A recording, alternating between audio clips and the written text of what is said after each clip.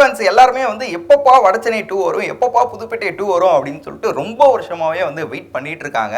அவங்க எல்லாரோட அந்த வெயிட்டிங்க்கு முன்னாடி நான் இப்போ ஒரு படம் கொடுக்குறேன் அப்படின்ற மாதிரி தனுஷ் அவர்கள் வந்து பார்த்தீங்கன்னா நடிச்சு டைரக்ட் பண்ணி ராயன் அப்படின்ற ஒரு படத்தை வந்து சீக்கிரமாக கொடுக்க போறாரு. அதுக்கான ட்ரைலர், அதாவது ராயனோட ட்ரைலர் தான் இப்போ வந்து ரிலீஸ் ஆயிருக்கு.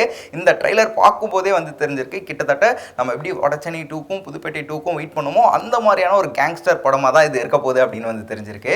அண்ட் தனுஷ் அவர்கள் வந்து எப்படிப்பட்ட ஒரு ஆர்டிஸ்ட் அப்படின்னு நம்ம வந்து பார்த்தீங்கன்னா ஒரு சர்க்கிள்குள்ளே கொண்டே வர முடியாதுங்க. ஏன்னா அவர் திடீர்னு வந்து பாட்டு பாடுவார், திடீர்னு வந்து பாட்டு எழுதுவார், ஏன் சம்டைம்ஸ் வந்து அப்படியே ஓரமாக போயிட்டு அவுட் ஆஃப் த பாக்ஸில் வந்து பார்த்தீங்கன்னா டேரக்டும் பண்ணிட்டு வந்துடுவார்.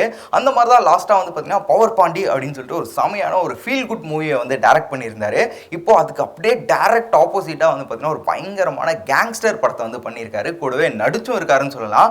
எப்படி செல்வராகவன் அவர்கள் வந்து பார்த்தீங்கன்னா முதல்ல தனுஷ் அவர்களை வந்து நடிக்க வச்சாரோ, இப்போ தனுஷ் அவர்கள் செல்வராகவன் அவர்களே வந்து நடிக்க வைக்கிற அளவுக்கு வந்து பார்த்தீங்கன்னா வளர்ந்துட்டாரு அப்படின்னு கூட வந்து சொல்லலாம். அண்ட் இந்த ட்ரைலர் பார்க்கும்போதே வந்து பார்த்தீங்கன்னா ஒரு பயங்கரமான படம் வந்து நமக்காக காத்துட்டு இருக்கு அப்படின்னு வந்து தெரியுது.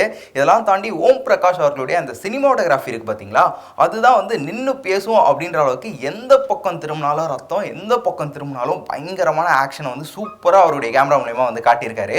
முக்கியமாக அந்த ரெட்ன்ற ஒரு கலரை வந்து கேமரா முன்னாடி கொண்டு வரதே ரொம்பவே கஷ்டம். ஆனால் அதை செம்மையாக ஹேண்டில் பண்ணியிருக்காரு. அண்ட் ட்ரைலர் பார்க்கும்போதே தெரியுது நிறைய சீன்ஸ் வந்து பார்த்தீங்கன்னா நைட் டைமில் தான் வந்து எடுத்திருக்காங்க. இருந்தாலும் அதையும் வந்து சூப்பராக ஒரு லைட்டிங் மூலமா வந்து செமையாக வந்து கேப்சர் பண்ணியிருக்காரு. அண்ட் பிரசன்னா ஜிகே அவருக்காரு பார்த்தீங்களா, அவருடைய கட்ஸ் வந்து ட்ரைலர்லேயே செம்ம ஷார்ப்பாக இருக்குது. அப்போ படத்தில் எந்த அளவுக்கு ஷார்ப்பாக இருக்கும்னு நீங்களே கொஞ்சம் யோசிச்சு பாருங்களேன். இதை தாண்டி தமிழ் சினிமாவில் இருக்கக்கூடிய பெஸ்ட் ஆக்டர்ஸ், தமிழ் சினிமான்னு சொல்ல முடியாது, இந்தியன் சினிமாவில் இருக்கக்கூடிய பெஸ்ட் ஆக்டர்ஸ் அப்படின்னு ஒரு லிஸ்ட் எடுத்தோன்னு வைங்களேன், அதில் கண்டிப்பாக நம்ம ஆக்டர் தனுஷ் அவர்களாகட்டும், செல்வராகவன் அவர்களாகட்டும், பிரகாஷ் ராஜ் அவர்களாகட்டும், எஸ்.ஜே. சூர்யா அவர்கள் அப்படின்னு சொல்லிட்டு இவங்க எல்லாருமே வருவாங்க. இவங்க எல்லாருமே இந்த படத்தில் இருக்காங்க அப்படின்னும் போது நீங்களே நினச்சி பாருங்களேன், இதுக்கு மேலே என்னங்க வேணும் அப்படின்னு சொல்கிற அளவுக்கு தான் வந்து இருக்குது. இது மட்டும் இல்லாமல் எக்ஸ்ட்ரா போனஸாக நம்ம ஆஸ்கர் நாயகன், அதாவது இசைப்புயல் ஏஆர் ரகுமான் அவர்கள் தான் வந்து இந்த படத்துக்கு மியூசிக்கும் பண்ணியிருக்காரு. ஆல்ரெடி வந்து ரிலீஸ் ஆன சாங்ஸ் எல்லாம் கேட்டு செம்ம வைபாக இருப்பீங்க. இப்போ வந்து பார்த்தீங்கன்னா ட்ரெய்லரில் அந்த ஆர்ஆர் கேட்கும் போதே அந்த ஒரு வேர்ல்டு, அதாவது ராயன் வேர்ல்டுக்குள்ளே நம்ம போயிட்டு இப்போ அந்த கேங்ஸ்டர் கூடவே இருந்தால் எப்படி இருக்கும் அப்படின்ற மாதிரி ஒரு ஃபீலை வந்து ட்ரெய்லர்லேயே கொடுத்துருக்காரு. இதை வந்து ஒரு 70mm ஸ்க்ரீனில் வந்து பார்த்தீங்கன்னா அப்படியே தியேட்டரில் எல்லாரு கூடயும் வந்து உட்காந்து பார்க்கும்போது உண்மையாகவே நம்ம வந்து பார்த்தீங்கன்னா அந்த இடத்துல இருக்கிற மாதிரி தான் இருக்கும் அப்படின்னு வந்து நினைக்கிறேன். அண்ட் ட்ரைலரை வச்சு டீகோட் பண்ணும்போது இந்த படம் எப்பேற்பட்ட ஒரு படமாக இருக்கும் அப்படின்னு பார்க்கும்போது யூஸ்வலாக தமிழ் சினிமாவில் இந்த மாதிரியான நிறைய கதைகள் நம்ம வந்து பார்த்துருப்போம். அதே மாதிரி தான் கிட்டத்தட்ட எதையும் வந்து காட்டுறாங்க.